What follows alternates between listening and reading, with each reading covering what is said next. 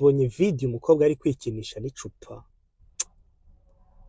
ndareba ntabwo nagize ikibazo cy'uko umukobwa ashobora kwikinisha. Ibyo ni ibisanzwe, ndi umuntu usobanutse.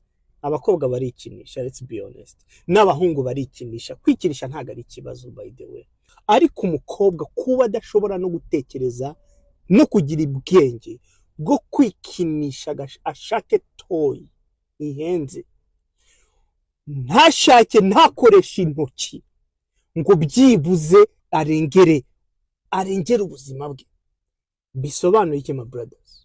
Nibishaka kukwereka ko generation y'abakobwa dufite kubungubu ku bwenge bwagiye. Turi mu bihugu bifite abakobwa beza, ariko nanone turi mu bihugu bifite abakobwa b'ibigoryi ba mbere ku isi. Muzi kugira ngo bigere ku rwego umukobwa ashobora gutinyuka kwikinisha n'icupa, kwishyiramo icupa, men, yani uyu mukobwa aba yaramaze guswerwa n'abagabo, yani imboro ziba zimaze kumwinjiramo ziba ari nyinshi ku rwego ikumaye iba yaramaze kuba urutare, ku buryo umukobwa aba afite confidence yuko n'icupa ntirishobora kumukata bro, n'icupa ntirishobora kumubabaza. Nirwo rwego uyu mukobwa aba yaragezeho manigas. Hariya ngo muzashobora kubakara, my brothers, muri kubona muzashobora gupinganwa n'icupa? Arana bro, dance.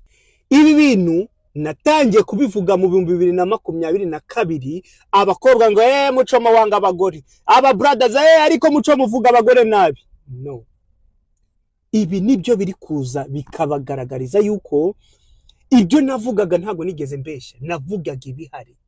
My brothers, generation y'abakobwa turi kurera aka kanya, ni izina ry'Imana mu myaka mikeya tugiye kubura abagore.